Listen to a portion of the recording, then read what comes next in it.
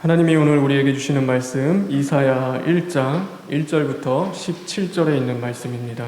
이사야 1장 1절부터 17절에 있는 말씀, 구약 969쪽에 있습니다. 다 같이 교독하겠습니다. 유다 왕 우시야와 요담과 아하스와 히스기야 시대에 아모스의 아들 이사야가 유다와 예루살렘에 관하여 본 계시라.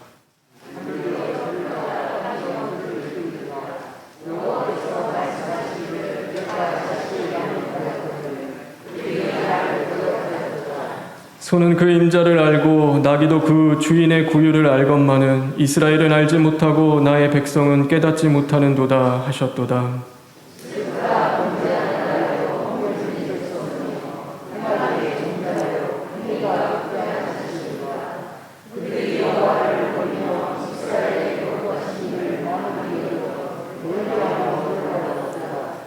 너희가 어찌하여 매를 더 맞으려고 폐역을 거듭하느냐? 온 머리는 병들었고 온 마음은 피곤하였으며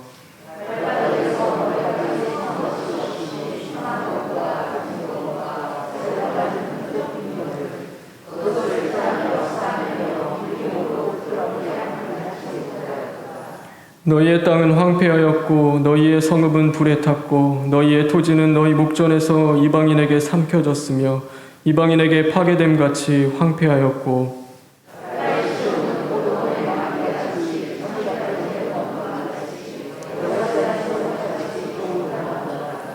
만군의 여호와께서 우리를 위하여 생존자를 조금 남겨두지 아니하셨다면 우리가 소돔 같고 고모라 같았으리로다.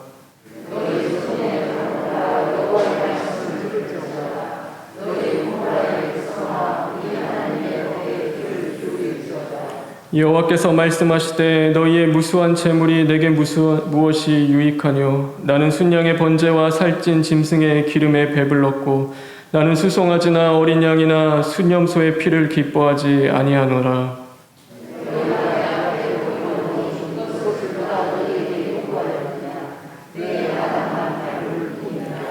헛된 재물을 다시 가져오지 말라. 분향은 내가 가증히 여기는 바요 월삭과 안식일과 대회로 모이는 것도 그러하니 성회와 아울러 악을 행하는 것을 내가 견디지 못하겠노라.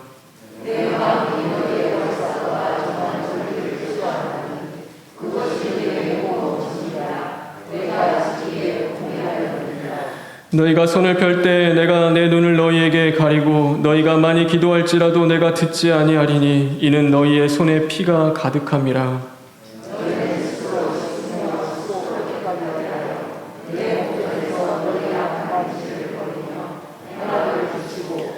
선액을 배우며 정의를 구하며 학대받는 자를 도와주며 고아를 위하여 신원하며 과부를 위하여 변호하라 하셨느니라. 아멘.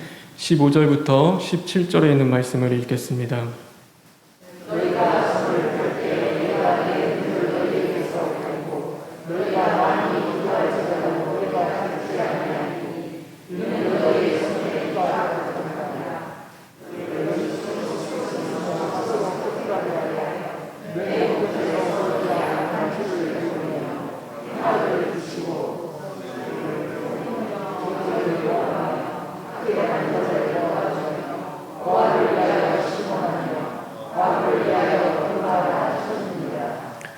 십 10절부터 12절에 있는 말씀을 읽겠습니다.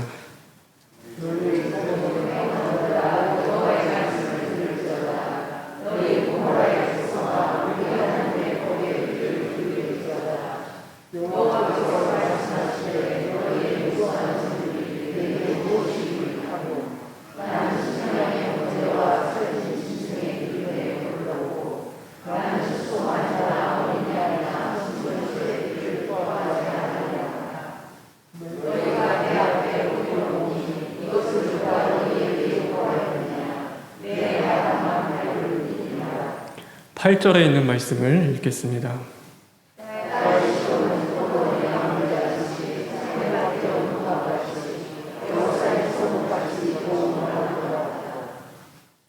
이 4절에 있는 말씀을 다 같이 읽겠습니다.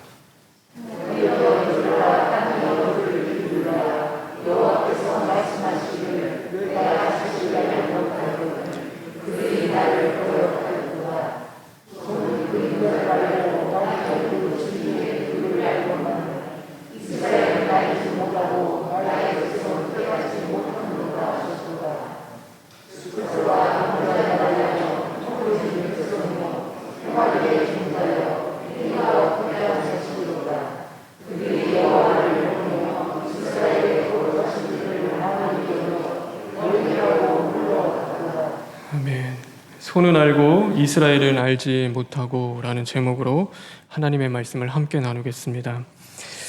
날씨가 많이 추워졌습니다. 하나님을 사랑하고 말씀을 사랑하는 성도 여러분, 하나님이 주시는 은혜와 건강과 축복이 늘 함께하길 주님의 이름으로 축원합니다.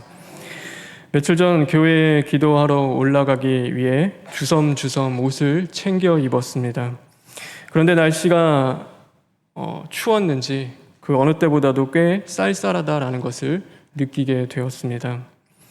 하지만 생각해보면 갑자기 날씨가 쌀쌀해진 것이 아니라 때를 모르고 옷을 얇게 입었던 저의 잘못된 행동이었습니다. 하나님의 때는 앞당길 수 없고 또 늦출 수도 없습니다. 그래서 그 때를 분별하며 사는 것이 우리에게 지혜라고 하나님은 말씀하고 계십니다. 그런데 하나님은 모든 때를 아름답게 하셨다고 말씀하십니다.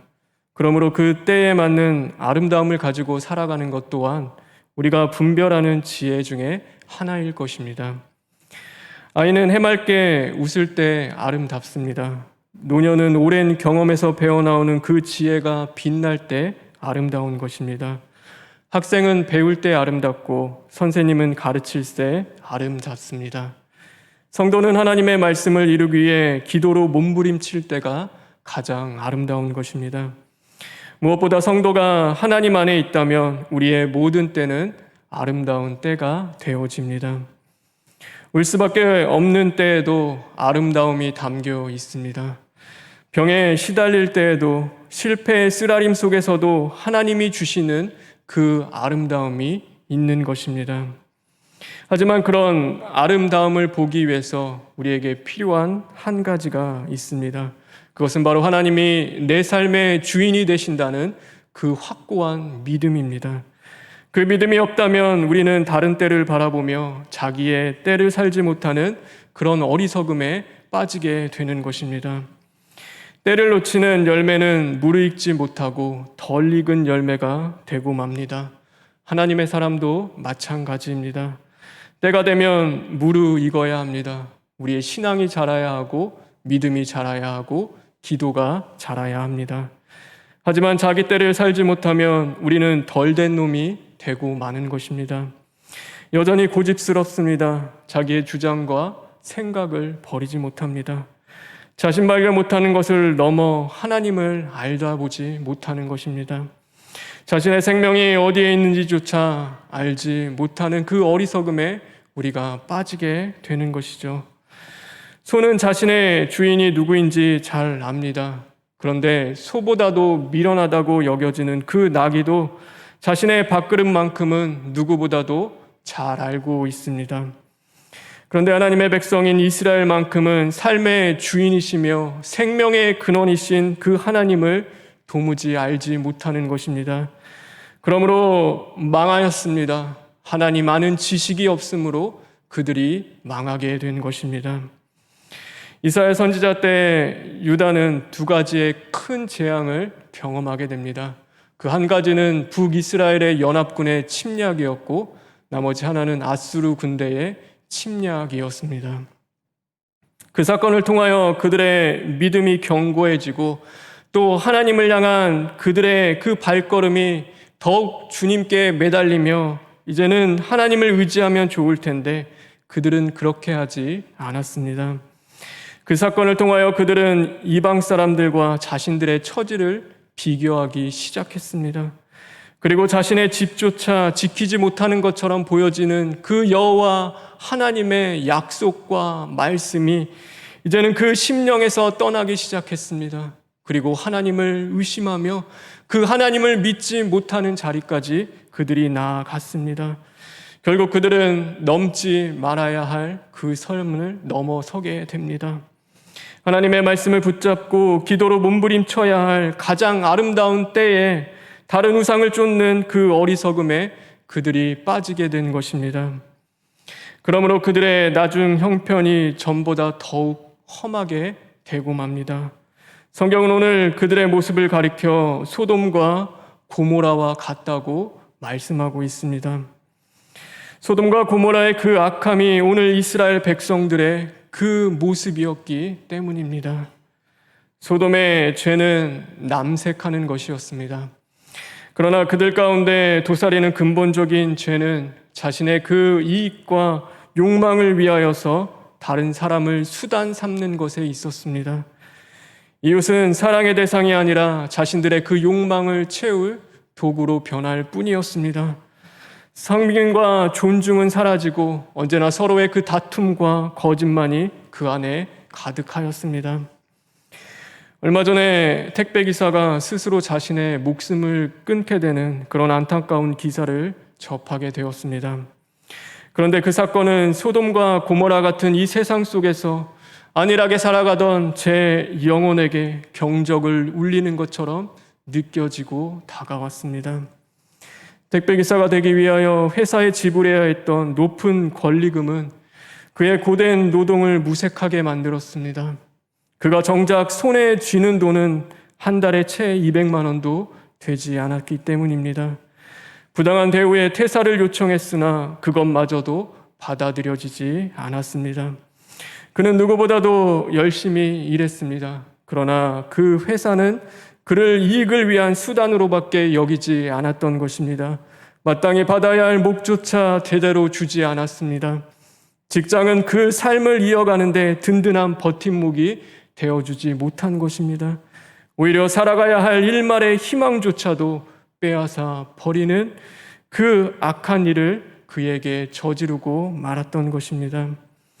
그런데 그것이 오늘 우리의 모습이기도 합니다. 우리는 심각하게 받아들여야 합니다. 오늘 우리가 성도로서 가장 아름다워야 할 때를 버리고 우리의 신앙이 무르익지 못한다면 우리는 얼마든지 우리의 가정과 교회를 자신의 이익과 욕망을 위한 영적 소돔으로 만들어 버릴 수 있기 때문인 것입니다. 남편과 아내는 사랑과 섬김의 대상이 아니라 자신을 위한 수단이 되어버립니다. 부모의 욕심대로 자식은 수단 삼습니다. 자녀는 부모를 사랑하고 공경해야 하지만 자신의 꿈을 이루기 위한 수단으로 사용하는 것입니다. 교회가 세상을 향하여 생명을 주는 영적 버팀목이 되지 못합니다. 교회를 위하여 더 많은 섬김과 희생은 요구하지만 정작 그들이 누려야 할 교회의 그 돌봄과 양육을 제대로 이루어지지 않는 것입니다. 그러기에 욕망대로 수단 삼고 살아온 자들이 하나님을 향하여 뻗는 그 기도 가운데는 언제나 무죄한 자의 피가 가득한 것입니다. 그리고 그 비릿한 욕망의 냄새를 감추기에 그들은 부단하게도 애를 씁니다. 거추장스러운 친절의 옷을 입습니다. 예배로 감추고 오늘도 몸이 건조한 그 기도 속에 자신의 욕망을 감추는 것입니다. 그런데 오늘 주님이 말씀하십니다. 포도밭이 없는데 망대가 무슨 소용이 있겠느냐? 참외밭이 말라버렸는데 오두막이 남아있다 한들 그것이 무슨 의미가 있겠느냐? 너희가 거룩한 행실을 벌였는데 제사를 드린다고 해서 그것이 무슨 소용이 있겠느냐? 그것은 나의 뜰만 밟는 행위요 거룩한 일을 업신 여기는 것이라고 오늘 주님은 우리에게 말씀하고 있는 것입니다. 오늘 우리의 모습은 어떻습니까? 오늘 세상을 살아가는 저와 여러분 안에 영적 소돔이 있지는 않습니까? 하나님께서 정의로운 삶, 거룩한 행실이 없는 예배는 우상 숭배와 같다고 오늘 우리에게 말씀하고 있습니다. 여전히 교만한 눈을 가지고 거짓된 혀와 무죄한 자의 피를 흘리는 손과 못된 죄를 꾸미는 그 마음과 악을 행하기에 빠른 발은 회개하지 않고 나오는 그들의 그 예배를 하나님 보시기에 하나님을 수단 삼는 가증한 행위로 하나님께서는 여기시는 것입니다. 그렇다면 우리는 어떻게 해야 합니까? 오늘 우리가 정말로 회개한다는 것, 하나님 앞에 돌이킨다는 것이 과연 무엇이겠습니까? 하나님의 성도는 하나님이 주신 그 성도로서 가장 아름다운 때를 살아가야 하는 것입니다. 다시 말해 자신의 위치를 지키고 마땅히 해야 할 것, 그것이 오늘 우리가 해야 할 아름다운 일이 되어지는 것입니다. 그럼 마땅히 해야 할 그 일은 무엇이겠습니까? 오늘 성경은 그것에 대해서 이렇게 말씀하십니다. 그것은 바로 씻어내고 배워야 하며 정의를 행하는 것이라고 우리에게 가르쳐 주고 있습니다. 여러분, 오늘도 열심히 씻어내고 있습니까? 하나님의 말씀을 열심히 배워가고 있습니까? 여러분, 세상을 향하여 하나님의 정의를 행하고 있습니까? 진실된 시인과 회개를 통하여 무죄한 자의 피가 묻은 그 손을 오늘도 씻어내고 주님의 보혈로 우리는 깨끗함을 입어야 합니다. 주님은 나의 멍에를 메고 내게 배우라고 말씀하셨습니다. 악한 행실을 버리고 선을 해가는 것을 우리는 날마다 겸손함으로 주님께 배워야 하는 것입니다. 더욱이 불의한 세상을 향하여 끊임없이 우리는 경적을 울릴 수 있어야 합니다. 거룩한 하나님의 언어가 우리의 그 오만한 심령을 치고 두드릴 수 있도록 하나님의 정의를 외칠 수 있어야 하는 것입니다. 사랑하는 성도 여러분, 하나님이 주신 가장 아름다운 그 때를 헛되이 보내지 않는 저와 여러분 되길 간절히 바랍니다. 여러분, 모든 것에는 때가 있습니다. 추수 때가 다가오면 더 이상 심고 싶어도 심을 수가 없는 것입니다.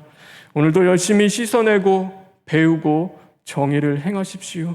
세상의 모든 불의와 압제를 미워하시는 그 하나님의 거룩한 손에 붙들림 바 되어 푸르고 푸른 그 그리스도의 계절이 오기를 간절히 구할 때 하나님이 저와 여러분의 안에서 먼저 그 선한 일을 행하실 줄 믿습니다. 그러므로 말미암아 아브라함과 다윗의 자손 예수 그리스도의 세계가 이루어지는 복된 심령 되길 주님의 이름으로 축원합니다. 우리 시간 다 같이 기도하겠습니다. 하나님, 저희들을 불쌍히 여기시고 긍휼히 여겨 주시옵소서. 우리가 진실되지 못하였습니다. 우리가 정의를 행하지 못하였습니다. 하나님, 우리가 사랑하지 못하였습니다. 하나님은 빛이신데 여전히 우리는 어둠성을 헤매는 그런 패역한 영적 소돔으로 살아갔던 어리석은 자들입니다.